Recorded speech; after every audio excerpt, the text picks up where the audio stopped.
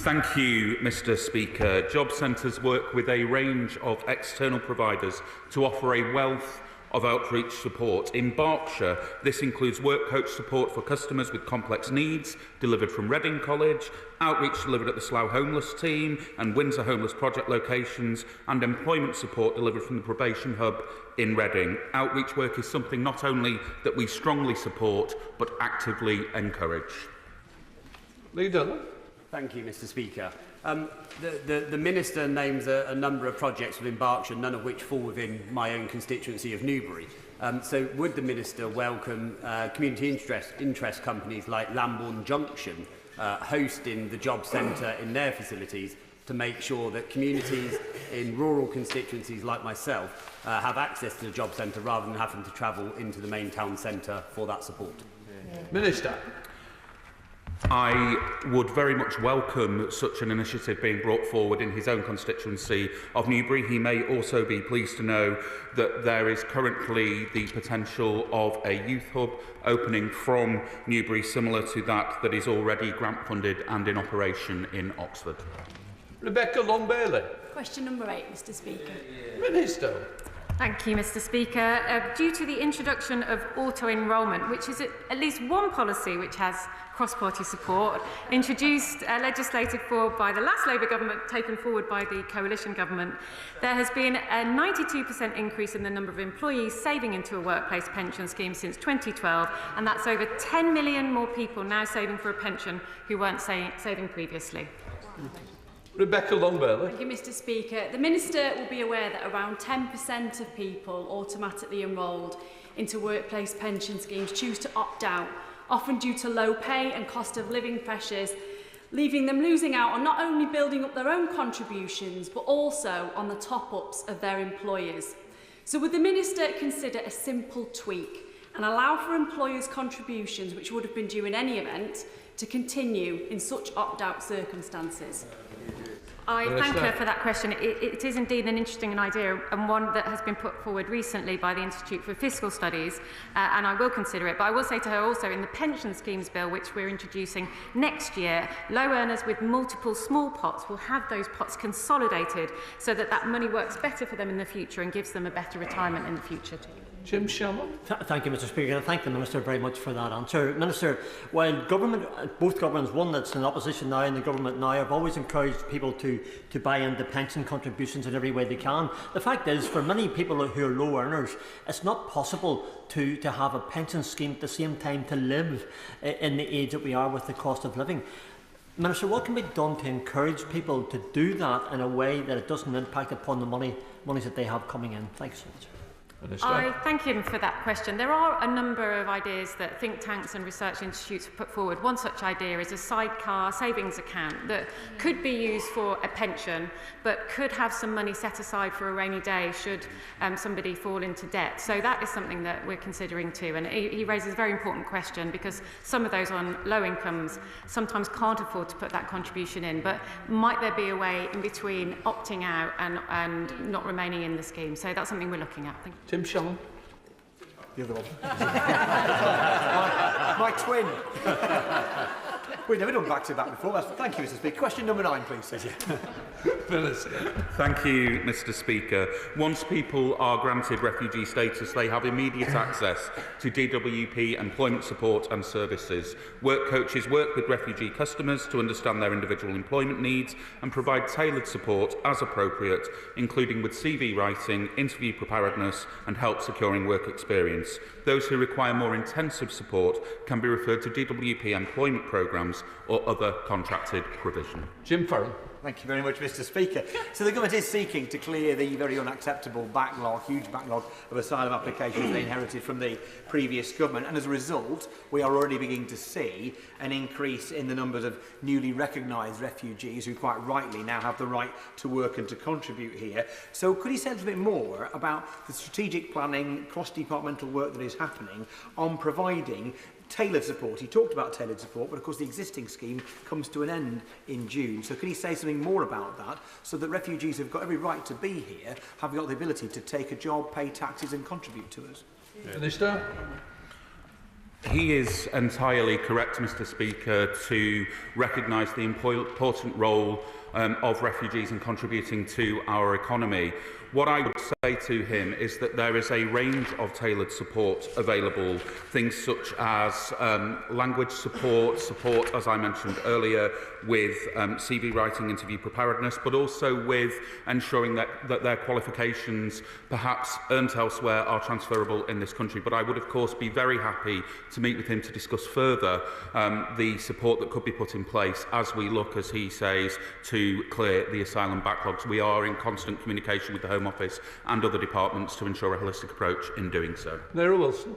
Question 10, Mr Speaker. Thank you, Mr Speaker. The Government keeps the rates of parental pay under review. Following the Secretary of State's announcement in a written ministerial statement to Parliament on the 30th of October and subject to parliamentary approval, parental pay will increase in line with the Consumer Prices Index at the rate of 1.7% from April 2025. Mary Wilson. Thank you, Mr Speaker. At less than half the rate of the full-time national minimum wage, maternity and paternity pay is so low that most parents simply can't live on it, and they're often forced into debt or forced back to work sooner than they'd like. And a poll of fathers found that 2/3 of them would take more leave if paternity pay were higher. So if we really want to give families choice in how they care for their children in those precious early months, will the Minister discuss with colleagues in the Treasury and the Department for Business how we can boost rates of maternity and paternity pay? Yeah.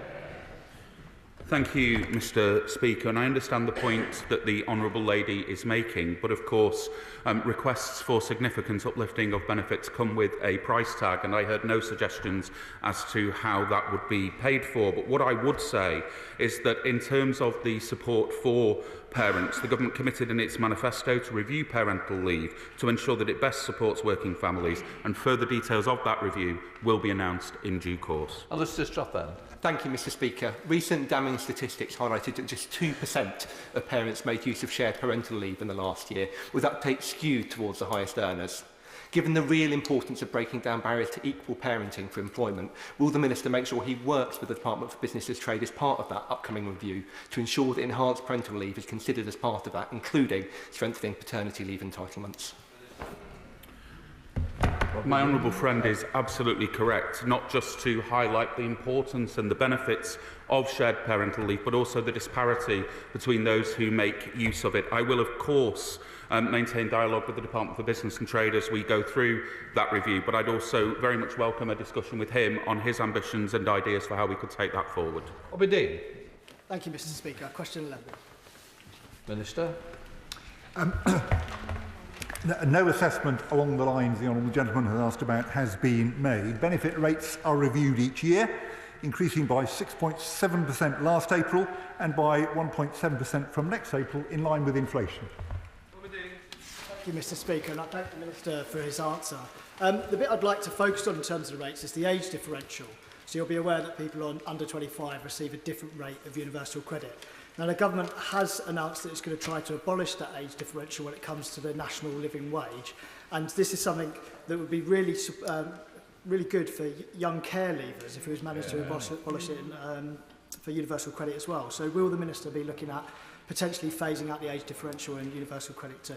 Minister. Mr Speaker, the honourable gentleman makes an interesting suggestion. It's not something I'm looking at the moment, although, as you will have heard me say earlier, we are reviewing universal credit in the course of the next year or so. We certainly do want to support young care leavers. He'll know, in a rather different area, the announcement we've made recently about changes to carers allowance, so we are keeping all of these matters under review at the moment. Chris Vince. Number 12, Mr Speaker. Tuesday. With permission, Mr Speaker, I'd like to answer questions 12 and 23 together. Our new youth guarantee will ensure every young person is earning or learning, tackling the scandal we inherited of almost 1 million young people not in education, employment or training. Young people in Harlow, Derby North and across the country deserve the opportunity to work, get skills and build a better life. And that's what this Labour government will deliver. Chris Vince. Thank you, Mr. Speaker. In my constituent of Harlow, there's lots of fantastic organisations who provide transferable skills for young people. And I want to thank the honourable member for Basil and Billericay for reminding me of the name Jason Shaves, who is an incredible champion for this kind of work. Does the Minister agree with me that by giving local areas like Harlow the flexibility, the power and the funding to engage with young people in the way that best works for them will get them back into employment quicker? I absolutely agree with my honourable friend. That's why we're going to give new powers, responsibilities and funding to local areas to deliver our youth guarantee. Because they know their communities best. They know the voluntary organisations, the schools, the training providers, the businesses and the mental health and other support that many young people need. So in Harlow, I know that approach will be the key to giving young people the opportunities he wants and that they deserve. Catherine Atkins. Thank you, Mr. Speaker. Mel was out of work and homeless, but YMCA Derbyshire saw only her potential, not her disadvantage. Now she is at Toyota and on track for a leadership role. Their Working Assets programme has a 70% success rate in supporting homeless young people into employment. How will the Youth Guarantee help government join up with, enhance and champion local programmes like this?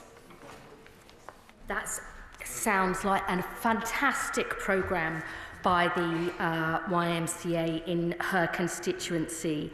And it is precisely this that we need to join up with what local colleges are doing, support provided by local councils, supported employment programmes run by the NHS, because if we join that up, base it on local needs, her young constituent and many others like her will get the chance they need and deserve to build a better life. Jack Rankin. Question number 13, Mr. Speaker. Thank you, Mr. Speaker. We want to reform the system to do a much better job in helping people to enter and stay in work. We'll be publishing a green paper next spring and we'll be discussing our proposals with disabled people. Jack Rankin. Thank you, Mr. Speaker. To protect those in need and to deliver for taxpayers, you need to take tough decisions. Reforming health and disability benefits will require the ministers to make difficult choices. But so far, the plans rely on reducing NHS waiting lists, which the OBR has said will hardly have any effect on economic activity. Are you willing to make unpopular decisions to solve this issue? And if so, when? Minister. Well, what I can assure the honourable gentleman is we will make the right decisions and they will be set out in our green paper in the spring. There is a need to reform the health and disability benefit system, there's no question about that, and we want to talk to disabled people themselves about the details in order we can make sure we get it right. Liam Conlon. 14, Mr. Speaker. Sarah Stay. Disabled people and people with long-term health conditions deserve the same rights as everybody else, including the right to work. Many of the 2.8 million people out of work due to long-term sickness say they want to work if they can get the right help and support. And that's what our Get Britain Working Plan will deliver. A core objective of the Get Britain Working White Paper is to support disabled people into employment.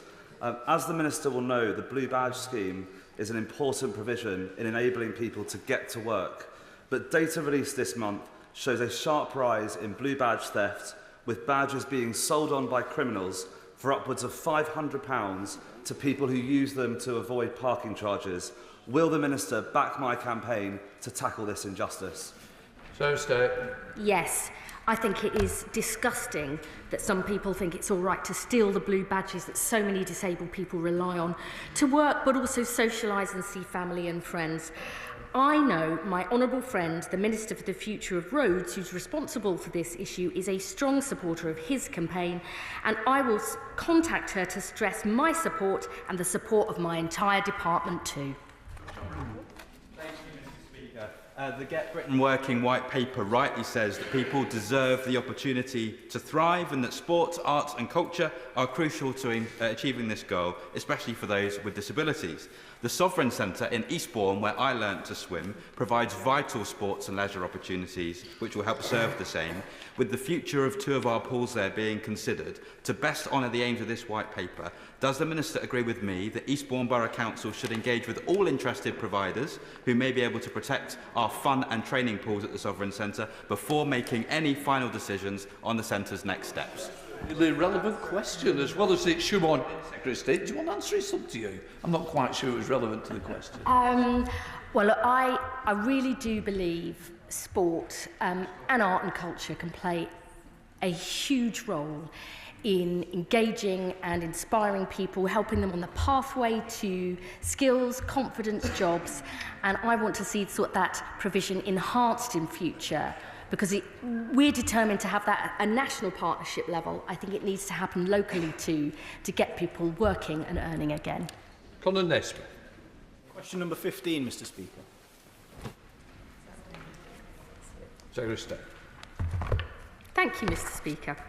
Our plan to get Britain working is crucial to tackling low pay and increasing living standards in every corner of the country.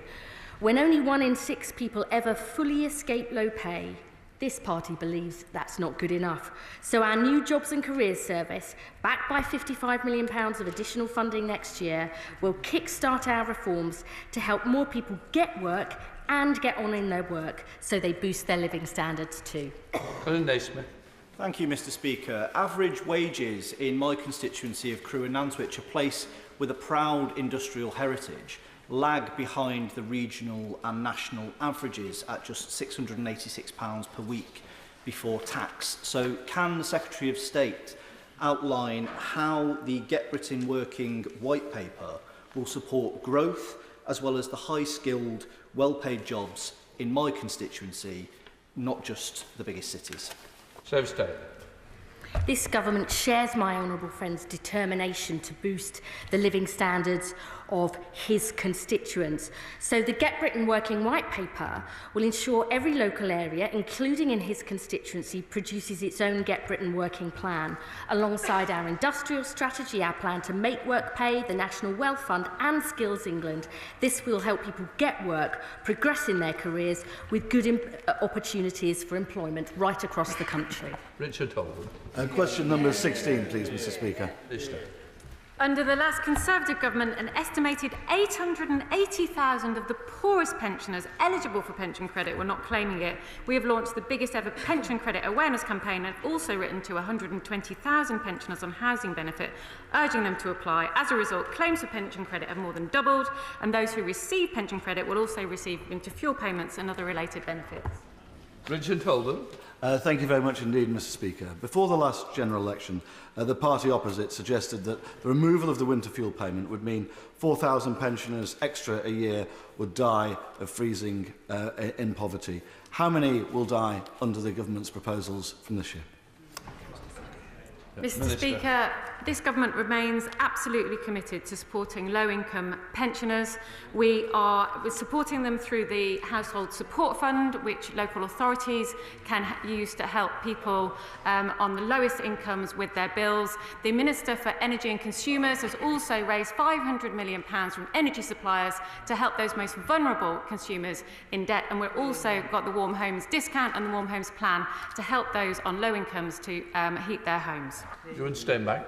Mr. Speaker, under the Conservatives, billions in pension credit went unclaimed. The burden for driving up claims often lies in fantastic organisations such as Christians Against Poverty, the Falkirk and Clark's Carers Centre and Citizens Advice Falkirk and Denny, as well as the brilliant Falkirk Council Welfare Benefits team in my constituency. What assurance can the Minister give me that beyond the 21st of December that her department will work tirelessly to prevent billions in benefits being left unclaimed? Minister. I thank my honourable friend for that question, and indeed we have taken forward the biggest awareness campaign for claiming pension credit that has ever been seen, and we are absolutely determined that those on the lowest incomes should claim pension credit and be awarded pension credit, which will passport them to winter fuel payments and other related benefits. Kirsty Blackman.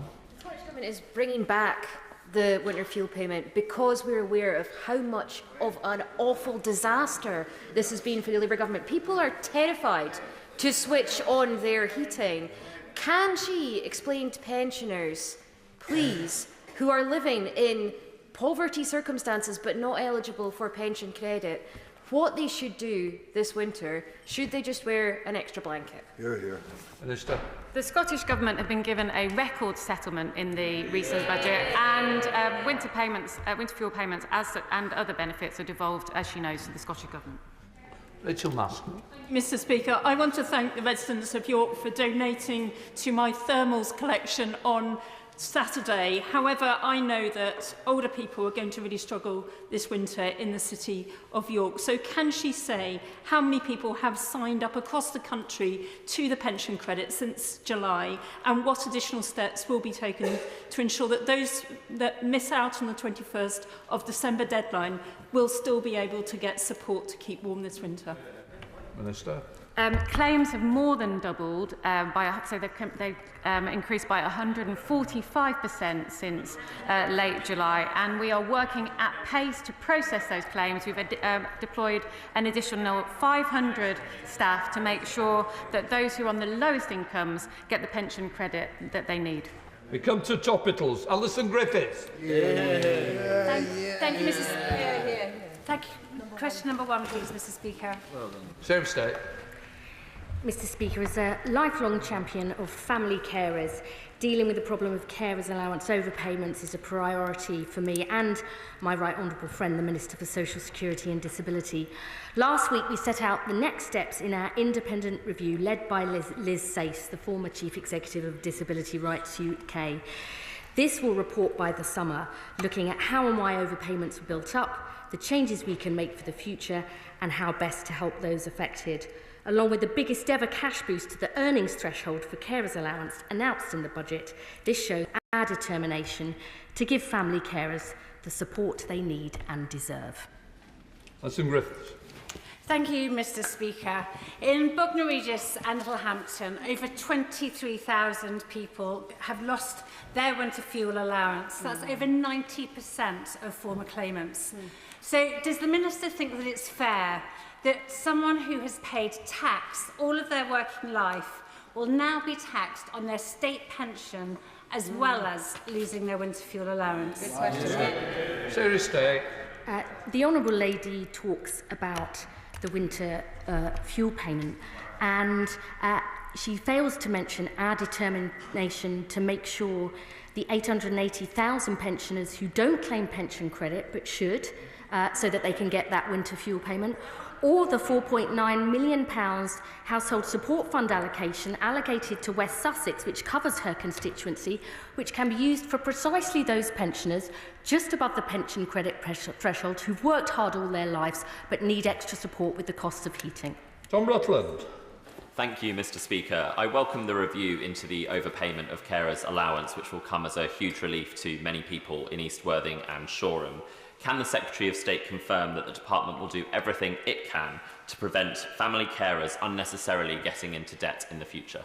Minister. Thank you, Mr Speaker. Yes, I can confirm that. We do place a very high value on the contribution of family carers. The budget announcements that my right honourable friend referred to around the carers' allowance earnings threshold will help avert inadvertent overpayments in the future, and also bring about 60,000 additional carers into eligibility for carers' allowance. We are determined to do everything we can. Shadow Secretary of State Helen Waitley.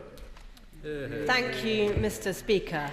Can the Secretary of State tell me how many people who should get the winter fuel payment will get it this winter? We intend to ensure everybody who's entitled to the pension credit and therefore the winter fuel payment claim it and get it. We've seen a 145% increase in claims, far more than was ever achieved under the last government. And if she was so concerned about that, perhaps she should have taken action when she had 14 years in government. Helen Waitley. Mr Speaker, unfortunately she simply won't give a straight answer. She won't tell the House what she knows, just like she knew that their choices would push 100,000 pensioners into poverty, and she didn't house that either. So let's try this question instead. The government's own figures show that pensioners applying now are going to have to wait until the spring to find out if they will get winter fuel money. So what's her advice to a pensioner sitting in the cold and wondering if they can afford to turn on their heating this Christmas? If the Honourable Lady cared so much about pensioners in the cold, why did her government leave 880,000 not claiming pension credit? Why did she first promise to bring together the merger of housing benefit and pension credit in 2011 and never delivered? This government is taking action. 42,500 more people are receiving pension credit now than when she left government. We're determined to act. Perhaps she should apologise for her failure. Thank you very much, Mr. Speaker. Many of my more senior constituents are concerned about their finances and winter fuel payments, especially those just above the threshold. So with 1,688 households in Slough currently eligible for pension credit but not claiming this vital benefit, what steps is my honourable friend the Secretary of State taking to increase the uptake and ensure that those who are not eligible are not left out in the cold? I'd like to place on record my thanks to the 160 local authorities who've worked with the DWP to raise awareness of applying for pension credit, and the various charities around the country who've worked with us too. We have seen a record number of people, a doubling of the number of people claiming pension credit, and we are processing those claims at pace. Liberal Democrat spokesperson Steve Darling. Thank you, Mr. Speaker. And a national audit report last week highlighted how cliff edges in the care allowance system has resulted in 136,000 people owing £250 million. In light of that, will the Minister ensure that we stop this injustice, stop the demands, until there is a fairer system introduced? Minister. Well, Mr. Speaker, I welcome the NAO report, which I asked for as chair of the Work and Pension Select Committee last May. We are determined, as I've said earlier, to address the problem of carers' allowance overpayments. The cliff edge could be dealt with by the introduction of a taper instead of the current arrangements. The Chancellor mentioned that in her budget speech in the autumn. If we do that, it won't happen quickly because it'll be quite a major project, but it is something we're looking at very closely. Mr. Swallow. Speaker, my constituent Gary has seen his real terms income fall because the pension he built up before 1997 in a defined benefit scheme is not subject to indexation, even though 80% of defined benefit schemes are in surplus. Will my right honourable friend ask the pensions regulator to look at this issue? Minister. I thank my honourable friend for representing the concerns of his constituent. My department is working closely with the pensions regulator, and we are currently looking to gather information on the number of schemes that provide discretionary increases on pre-1997 benefits and the number who do not. At the moment, those schemes have the discretion as to whether to decide to, the trustees of those schemes, as to whether to decide to index or not index those benefits. Andrew Snowden. Thank you very much, Mr. Speaker. Over the weekend, James Reed, Chief Executive of one of the largest recruiters in the UK, said that job figures are down, vacancies are down by 26% compared to the same period last year, and that should be a red light warning that higher unemployment and recession is just around the corner. So will the Secretary of State plead with the Chancellor to reverse the jobs NI tax raid that is devastating employment figures before that red light warning becomes a reality? Minister. Thank the honourable gentleman for his question. We still have over 800,000 vacancies in this economy, and businesses are crying out for staff. That's why through our reform programme we are determined that the DWP will serve business better, and I look forward to working with members right across this House to make that happen. Adam Jogi. Thank you very much, Mr. Speaker. On Friday, my constituent Andrew Price and Matthew Whitmore came to my surgery to share their anger and distress at their pensions being stolen by a so-called investment company. They are thousands of pounds out of pocket. So can I ask the Pensions Minister what protections are in place, and will she meet with me to discuss how my constituents can get their money back? Minister. I would be very happy to meet with him. Unfortunately, there are many of these cases in which people are preyed on by scammers, and I'd be happy to meet with him to discuss the case further. So Desmond Swain. So why did the OBR estimate that the budget would cost 50,000 jobs? Minister. I refer the honourable gentleman to the OBR report that says overall employment will go up. Douglas McAllister. Thank you, Mr. Speaker. How does the Secretary of State envision the future of job centres to look like in Scotland and in my constituency of Western Bartonshire, and what role will technology have to play in that? Minister. Can I thank my honourable friend for his question? He is absolutely right to highlight that any reform to our job centres must come with digital transformation. We are currently exploring schemes such as a job centre in your pocket app, as well as looking for ways in which job seekers can self-serve in terms of meeting the conditions of their conditionality regime. Seamus Logan. Thank you, Mr. Speaker. December the 4th, my colleague, the Honourable Member for Murray West, Nairn and Strathbay, asked the Prime Minister about WASPy women and was told the government were working at pace. Since then, 1,400 or 1,500 more women have died without justice or compensation. Can the Minister tell us what working at pace means and give us a timeline for that, please? I thank him for that question. I was the first minister for 8 years to meet with the WASPy campaigners to listen to their concerns. The Ombudsman took 6 years to investigate 6 cases. We are working at pace on this issue. We hope to come to the House soon, if you'll listen to my answer, to update him and the public on what we're going to do next. Richard Quidley. Thank you, Mr. Speaker. Young people on supported housing, including my constituency of Isle of Wight West, effectively pay a marginal rate of tax of 55% on their universal credit when they start work, meaning earnings of just £133 a week see their housing benefit tapered to nil, meaning work doesn't pay. Would the Minister look at the economic benefits of reducing that taper and increasing the applicable amount, making sure that work does pay and improving housing security? Minister. Well, my honourable friend raises a very important point. There is a problem in the interaction between the universal credit taper rate and the housing benefit taper for people in supported and temporary accommodation. And we are at the moment looking at options for how to tackle this quite serious work disincentive problem. Paul Cover. Thank you, Mr. Speaker. This Christmas, over 1 in 4 children in this country will be living in poverty. This could be partly addressed by scrapping the 2-child benefit cap and paid for simply by reversing the Tory tax cut on the banks. So can I ask the Secretary of State, what's more important, hungry children or bankers' bonuses? Thank you, Mr. Speaker, and I thank the honourable gentleman for his question. He's right to raise the condition of children living in poverty in this country, and that's why, as I mentioned earlier in questions, the Child Poverty Task Force is doing extensive work on this issue. It's Osmore.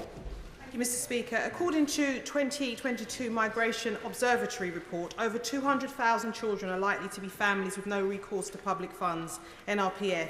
As the 2022 Work and Pensions Committee report highlighted, these families face particularly tough circumstances without access to benefits. Can the Minister confirm whether the Child Poverty Task Force is engaging directly with affected families to understand the challenges they are facing? Minister. Thank you, Mr. Speaker, and I thank the honourable lady for her question, my honourable friend. The Child Poverty Task Force is considering all children across the UK in all aspects of our child poverty strategy, and we recognise the distinct challenges of poverty faced by children in particular groups such as migrant children, disabled children and others, and we are engaging directly with families affected by poverty. We recognise that the causes of child poverty are deep-rooted and we'll look at all levers to make change. Madam Maguire. Thank you, Mr. Speaker. Within Epsom Muirs, local charities like the Sunnybank Trust are seeing a lack of employment opportunities for people with learning disabilities. In fact, only 6.9% of people with learning disabilities are currently in paid work. What measures is the DWP taking to support employers to help individuals with learning disabilities to get into work? Minister. Well, the honourable member raises a very important point. She'll probably be aware of the Buckland review published before the election, looking specifically at employment support for people with autism. My honourable friend and I met Sir Robert Buckland recently, and we are looking at how we can take forward the ideas that he proposed in his report. Chair of the Select Committee, Debbie Abrahams. Thank you, Mr. Speaker. Mr. Speaker, a recently published FOI report indicates that AI tools used to detect DWP fraud are biased and disproportionately discriminate against people by age, disability, marital status and nationality, and obviously this has caused considerable concern. What assurances can my right honourable friend give that the procurement and use of such tools will be covered by strict governance standards, including tests for fairness? Minister. I thank my honourable friend for her question. She will know that we face a significant challenge with fraud and error costing the Department almost £10 billion a year, and it is right that we look to utilise all available tools to tackle it. However, I understand her concerns, though I would remind her that the final decision on whether someone receives a welfare payment is always made by a human. That is the most robust safeguard that we can have in place, although it sits alongside, of course, a broader suite. Alfred Brandreth. Thank you, Mr. Speaker. My inspirational constituent, Bells Lewis, has terminal bowel cancer. When she was first undergoing treatment, she was initially turned down for PIP, despite the significant impact on her ability to work and carry out basic daily activities. Has the Minister considered incorporating clinical diagnosis alongside function and eligibility assessments? And will the Minister meet with Bells to discuss the assessment process? Minister. Well, Mr. Speaker, we do keep the assessment process under review. I'd be very happy to look at the details of this particular case and perhaps meet with her and her constituent if that would be helpful. Final question, Senator James. Thank you, Mr. Speaker. An astonishing £35 billion has been lost to benefit fraud and error since the pandemic. So can my right honourable friend outline the plans and the timeline for recouping this money? Minister. My honourable friend is absolutely right to highlight the scale of the enormous cost to the department in fraud of upwards of £35 billion since the pandemic. She will be pleased to know that the fraud, error and debt bill is due to come before the House early in the new year. This side of the House is serious about tackling fraud. It's just a shame we inherited the mess we did. That completes questions.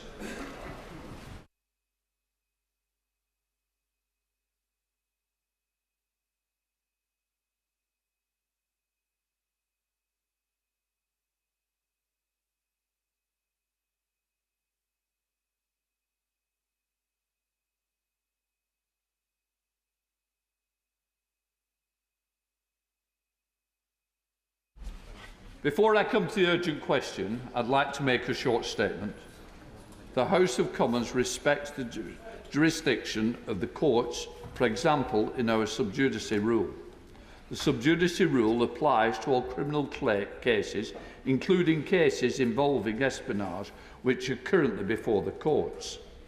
It is important that nothing we say should prejudice a fair trial before a jury. The sub judice rule applies to the majority of civil cases.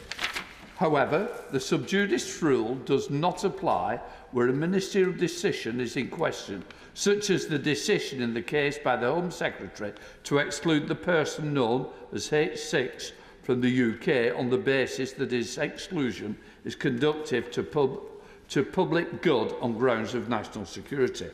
For information, I understand that this afternoon the Administrative Court has decided to lift the anonymity.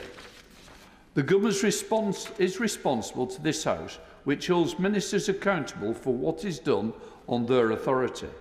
While it's important that members should be able to question ministers, I will remind them that the rules set out in Erskine May, paras 21.20 and 21.23, that it is only in order to criticise the conduct of a member of the royal family when debating a substantive motion drawn up in proper terms, which it is not in this urgent question. So I hope the House has got a feel for how we're going to debate this. I now call Sir Ian Duncan-Smith. Speaker, to ask the Government if they will make a statement on the extent of United Front Work Department operations within the UK. Minister. Mr. Speaker, the first duty of any government is national security, so we welcome the Court's decision to uphold the Home Office's position in regard to the exclusion of H6, who can now be named as Yang Tengbo.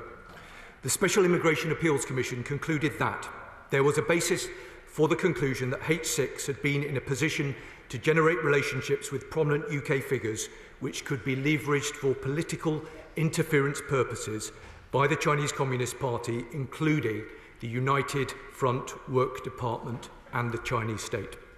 Mr. Speaker, where there are individuals who pose a threat to our national security, we are absolutely committed to using the full range of powers available to disrupt them. Where we encounter foreign interference or espionage, whether this stems from the United Front Work Department or any other state-linked actor, we will be swift in using all available tools, including prosecutions, exclusions, sanctions and diplomacy in order to keep our country safe. Now, given the potential for further litigation, it would not be appropriate for me to say any more, but it is important to recognise that this case does not exist in a vacuum. As the Director General of MI5 made clear in October, we are in the most complex threat environment he has ever seen. Alongside the threat from terrorism, we face ongoing efforts by a number of states, including China, Russia and Iran, to harm the UK's security. Our response is amongst the most robust and sophisticated anywhere in the world. Now, the National Security Act of 2023, which was supported by members on all sides of the House and which strengthened our powers to protect the UK, is central to our protection against those states who seek to conduct hostile acts. To date, there have been 6 individuals charged under this new act, and the government has been working hard on the rollout of a crucial part of the National Security Act, the Foreign Influence Registration Scheme, or FIRS. We will say more about this soon, but we intend to lay regulations in the new year and commence the scheme in the summer. The government has also set out our approach to China. It will be consistent and strategic.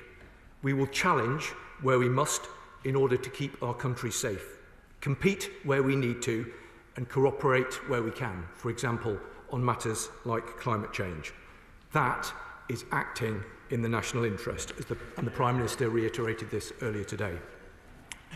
However, Mr. Speaker, the breadth of the threats we face from foreign states are pernicious and complex, and the work of our intelligence agencies is unrivalled in mitigating them. And I want to take this opportunity today to pay tribute to them and to the amazing work that they do to keep our country safe. Today, as ever, they will be pursuing those who wish to do us harm, including those from foreign states. We support them now and always in these efforts, and they will know that at any point when the UK's national security is at risk, we will not hesitate to use every tool at our disposal to keep our country safe. Can I just say, there's 2 things I want to just put on the record. It would have been easier for the government to come with a statement. Obviously, there was more to say than the allocated time. And I'll say to Sir Ian, please don't tell the media what you're going to do, how you're going to do it, and trying to bounce the chair into making that decision. If anybody else had put in, I would have given it to them on the basis that I'm not playing the tune through the media. But I would say to the government it would be helpful if they came forward with statements rather than being dragged to the counter here as well. So please, hopefully we can all learn from that. And here's a good example how it will be done. Sir Ian Duncan-Smith. Mr. Speaker, I apologise if that was the case.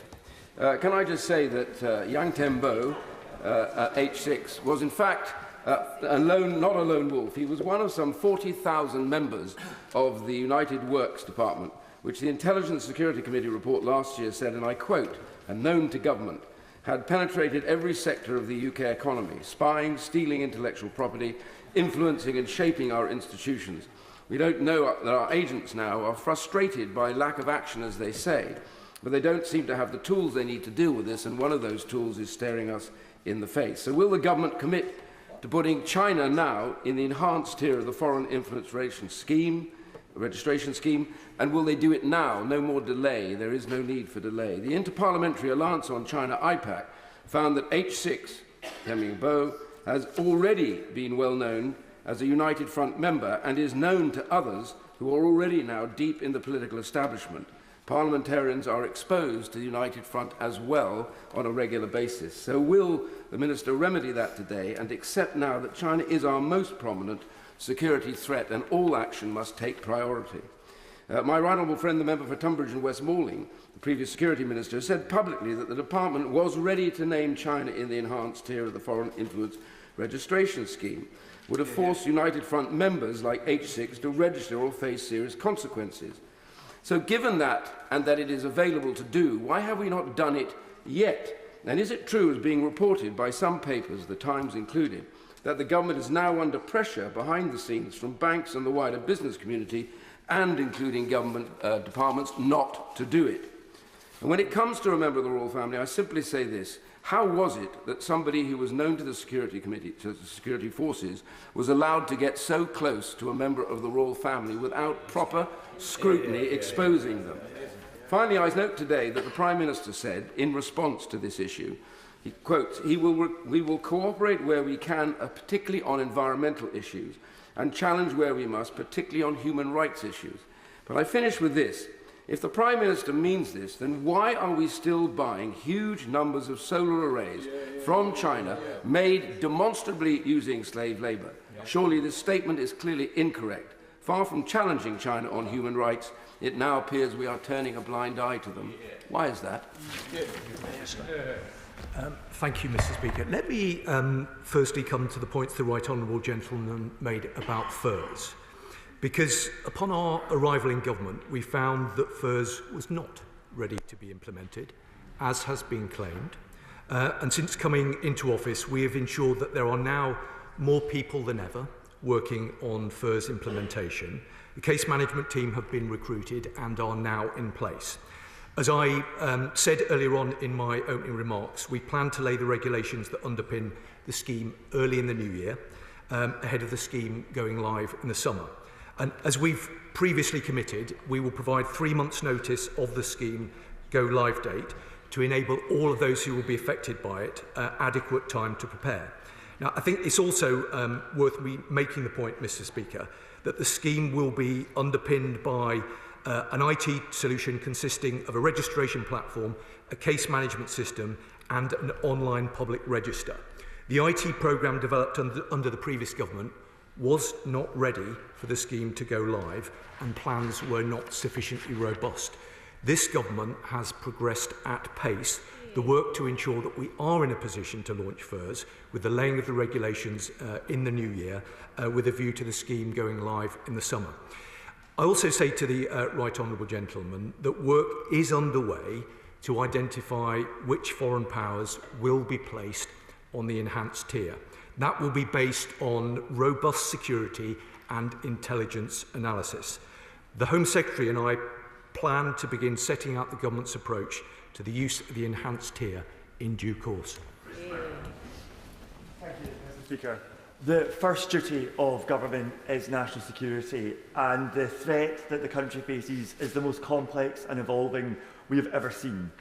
Given the range of threats we face from hostile state actors, it is important the government takes action to protect our critical national infrastructure from cyber attacks and ransomware attacks.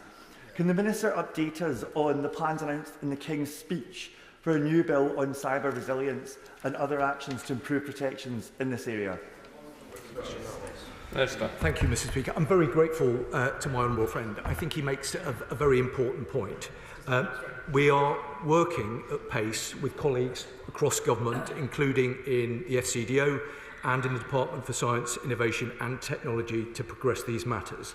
There is a lot of work going on across government to ensure that we are resilient as we possibly can to the threats that we face from a range of actors. But he can be assured, as can the House, that this government will use all necessary measures to protect our security and ensure that our critical national infrastructure is as resilient as it possibly can be. Secretary of State Criswell.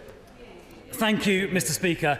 Can I start by thanking the Security Minister and the Chancellor of the Duchy of Lancaster for the security briefing they arranged earlier today for the Shadow Foreign Secretary and I. We are grateful for his assistance. Mr. Speaker, Chinese infiltration of public organisations is of grave concern, but it's not just public organisations such as government, it's also businesses and universities that are being systemically infiltrated. And often intellectual property theft is at the heart of what the Chinese government are trying to achieve. When I was Technology Minister, I saw this in areas like artificial intelligence, quantum computing and others. And I think intellectual property theft of cutting-edge technology is something I would like to hear the Security Minister talk a little about in a moment. Mr. Speaker, last year the head of MI5, Ken McCallum, said that Chinese activity seeking to infiltrate our institutions is, and I quote, on an epic scale. Last year there were multiple attempts by Chinese companies to get hold of sensitive technology, and MI5 estimate that 20,000 individuals have been approached by Chinese agents who are trying to influence them or forge contacts in some way. And it's likely that at some point, either in the past or in the future, every member of this House will be contacted or attempted to be contacted in one form or another. Now, Mr. Speaker, the opposition will fully support the government in working to secure our nation's safety. But in that spirit, I would just ask one or two questions. Firstly, would he consider expediting the implementation of the foreign influence registration scheme that he referred to? And can I echo my right honourable friend, the member for Chingford and Woodford Green's suggestion that China is placed in the enhanced tier of that? Secondly, will the Security Minister review the wisdom of the government's approach to China? I think given what we've learnt and what we know, these very close relations that the Prime Minister is apparently attempting may not be wise, and the rather sycophantic tone the Prime Minister took with President Xi at the G20 a few weeks ago may not be very wise in light of what we now know. So, Mr. Speaker, Chinese infiltration and intellectual property theft is a very grave concern, and I would welcome some further comments on the Security Minister as to what he will do to combat that. Thank you, Mr. Speaker. Firstly, can I say to the Shadow Home Secretary that we were pleased to offer the briefing, because these are important matters that should not divide us. So it will always be the approach of this government that where we can work cooperatively with all members of this House on matters relating to national security, then we will seek to do so. I think he made some important points about matters relating to business and to higher education, to universities. And as a former technology minister, I know that he speaks with authority and expertise specifically on matters relating to intellectual property theft. And that is an important point for him to make. And I completely share the concerns. It's completely unacceptable that any entity, whether they be a hostile state or other, seeks to draw intellectual property out of our country. And that is a matter that this government takes very seriously. He made the point about the comments of the Director General MI5, Ken McCallum.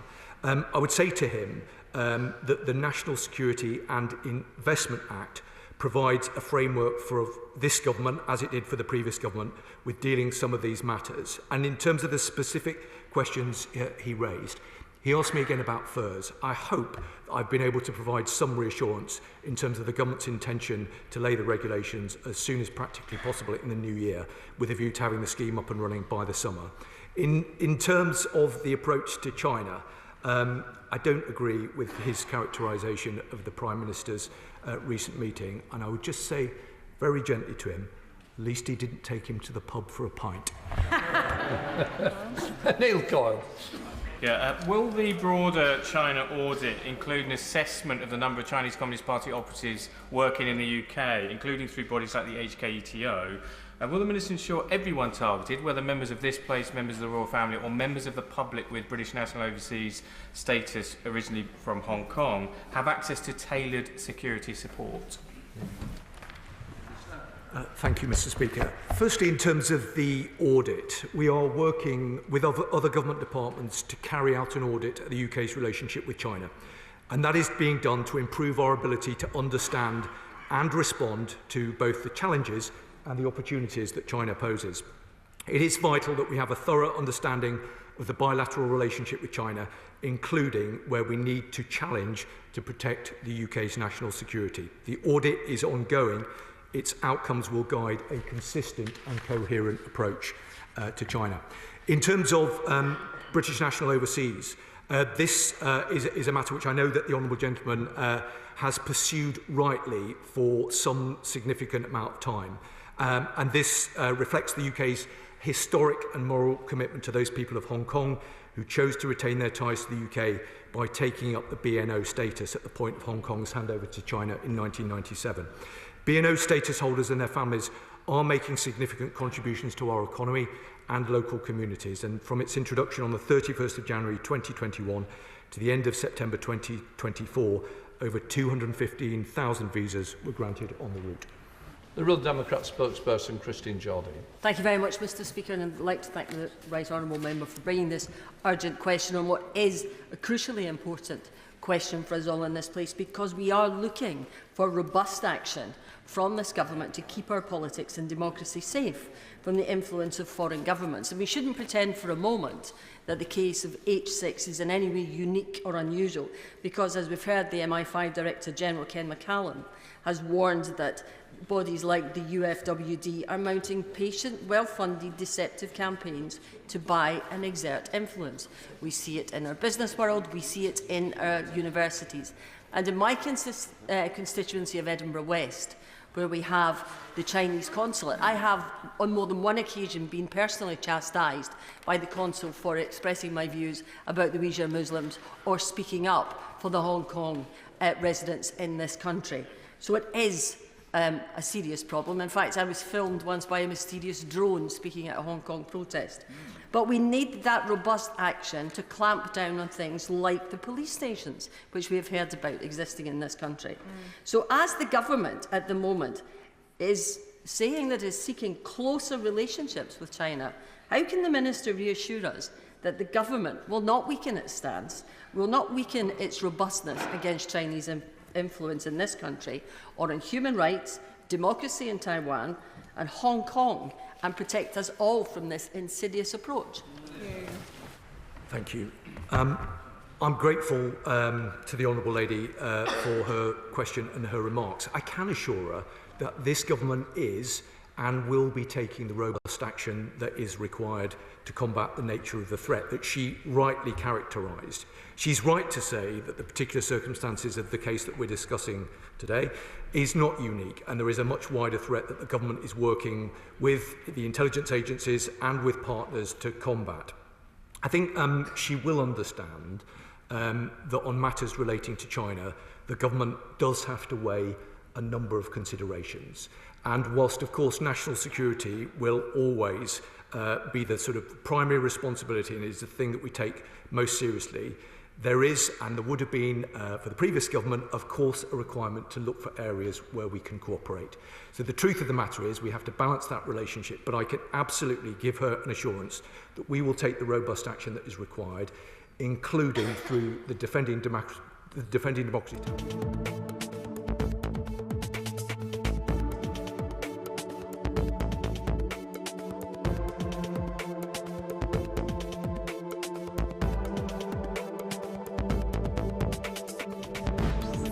Infiltrate our institutions. Mr. Speaker, on behalf of all of us, can